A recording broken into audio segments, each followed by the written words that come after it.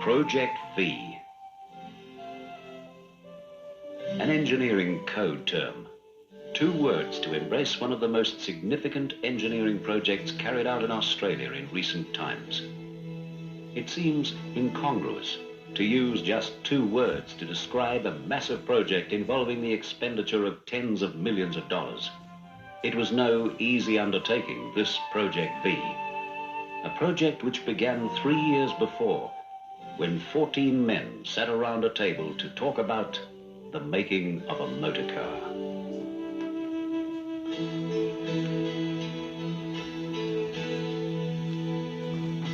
It has to be a timely and contemporary vehicle for the late 70s and early 80s. I believe the consumer is telling us that he wants a car that is more maneuverable, easy to operate within the city, a little smaller on the outside, yet I would not want to sacrifice anything in terms of interior room, particularly for driver and passenger comfort.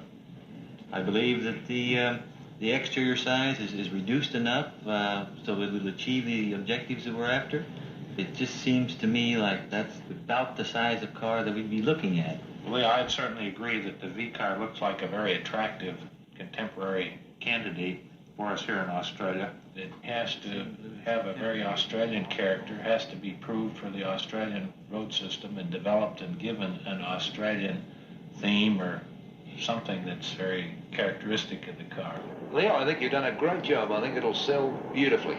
It should be the final configuration now. We've tuned it and retuned it, and we've got everything just exactly the way we want it. I believe that the Australian public is going to just eat it up enormously. Yeah, Leo, it's a very contemporary-looking car, very European character to it, and while the selected upper parts of the market go for this, is the broad base of the Australian consuming public going to accept this car? It'll be just look right, and I'm sure we'll be able to price it just right.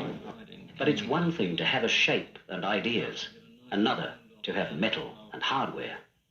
Much work lies ahead. So it's going to be all right on this panel then. Now we've got to follow in with the body side assemblies. Will they be okay as well? They should be right. I'll get Rick, when he's just finished this part here at the back, that he'll be able to start probably Monday. We're starting to receive a lot of the drawings now from the drawing office, and our objective... The engineers begin their work. We'll soon be starting to build our prototype vehicle. We need to make certain that we go through... Their brief is simple. It is their job to give this new Australian car the highest possible mechanical standards. I want this vehicle to be the most tested vehicle that's ever hit Australia.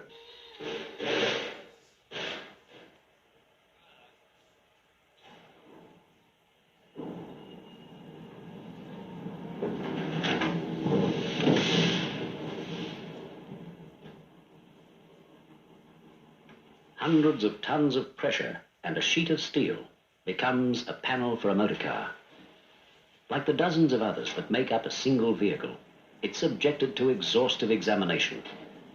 The quality control is exacting. There cannot be a single blemish.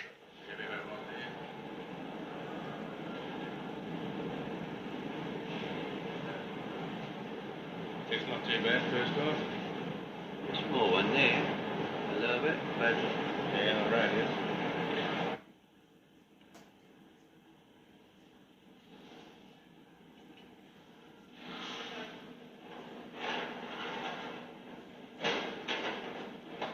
The first prototype of the new car starts out as little more than a collection of panels from the presses in the experimental shop. Slowly, methodically, a small team of highly skilled technicians works at the assembly. Although they have recourse to advanced machinery, the operation still exudes a hand-built air. There is no great assembly hall, no milling mass of workers. Just a small team of men making a car and learning the lessons which will later be applied to mass production.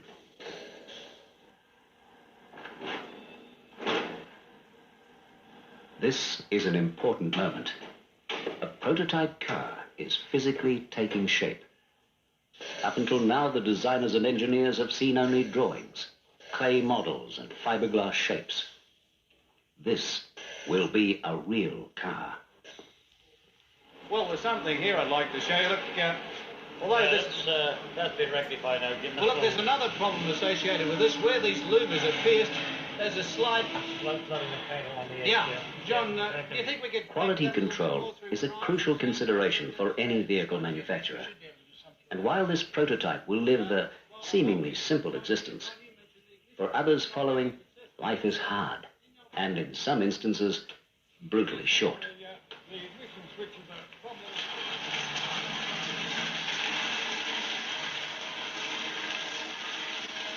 Of all the tests paving the way to full production, this is the most spectacular and most expensive.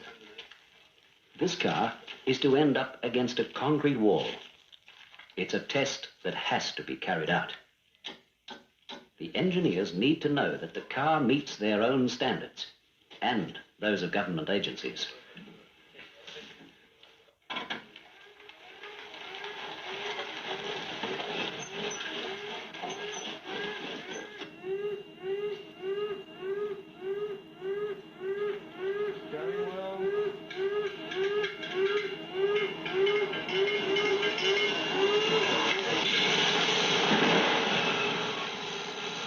About 400 frames per second, which is 1/16 actual speed. Body lines retained there. The analysis is cold and calculating. Perhaps a little bit... The destruction generates little compassion among the engineers. They're solely interested in the car's ability to withstand the force of collision, a crucial safety consideration. Most of that buckling in the roof appears to be due to the camera frames. This is the underneath shot showing the powertrain and the chassis members. Did that go right through to the rear axle, Fred? It did. Developing a new automobile is never a simple business.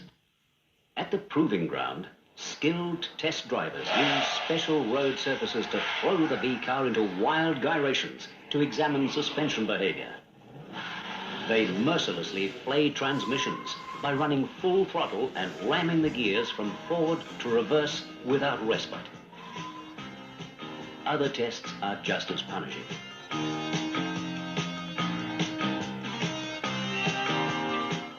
The drivers are probing for weak spots. They're trying to break the cars. They fail.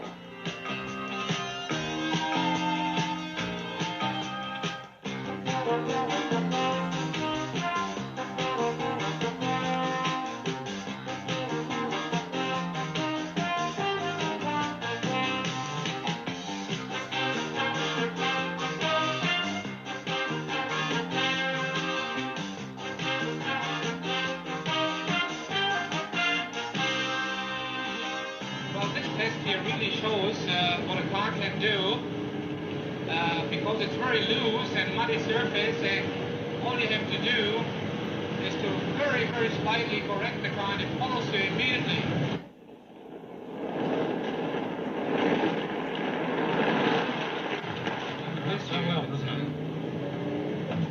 Well, I think, you know, you can take that car and you put it on a rally and you just drive it. Some of the roads are rally standard, and worse. So this is the Belgian block road. Typical of any proving ground, except that this is a little bit rougher than Milford's is. The car's still soaking it up extremely well. 6,000 kilometres of continual rough track operation is the attained target. Some other makes of cars fail similar tests after only a few hundred.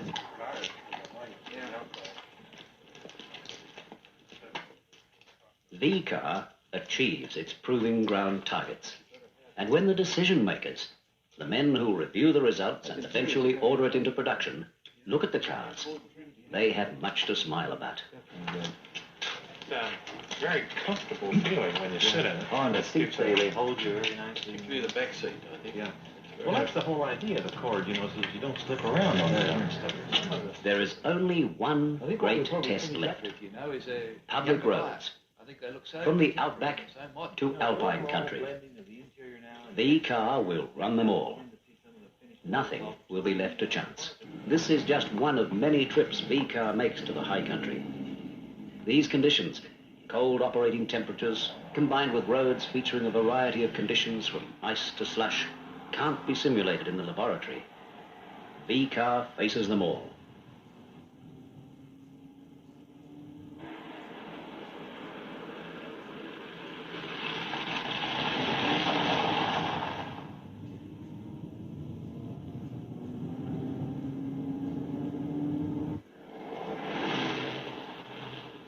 During the public roads test program, V-car prototypes cover tens of thousands of kilometers.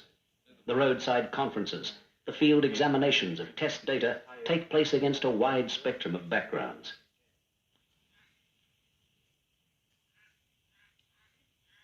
This is that's the blue plate with the 4 slots, the 6 Bs with 6 slots. After the snow and ice of the high country, V-car faces the heat and dust of the outback.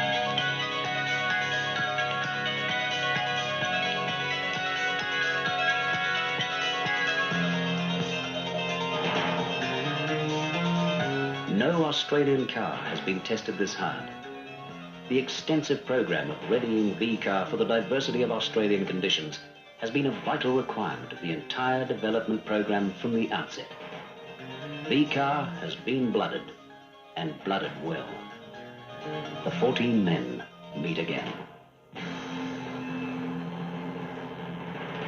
Our concept in deciding to design and develop this car for Australia seems to have been borne out by your research, and it certainly seems to be very well substantiated by the work that Joe's engineers have done.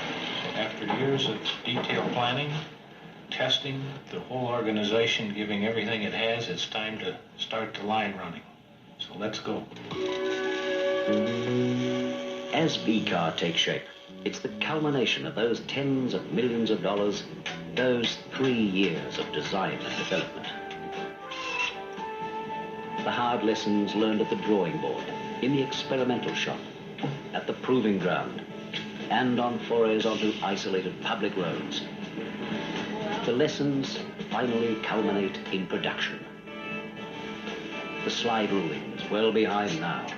Like a well-oiled machine, the assembly line is the last piece in the gigantic jigsaw puzzle.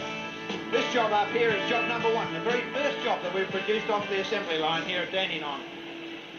Again, an AVB model. We're currently looking at only 10 jobs a day as we come up into full volume, of course. And Project V. at that rate, we're getting a learning factor in with The our engineering code term translated into reality. I think the interior Project V. Holden Commodore.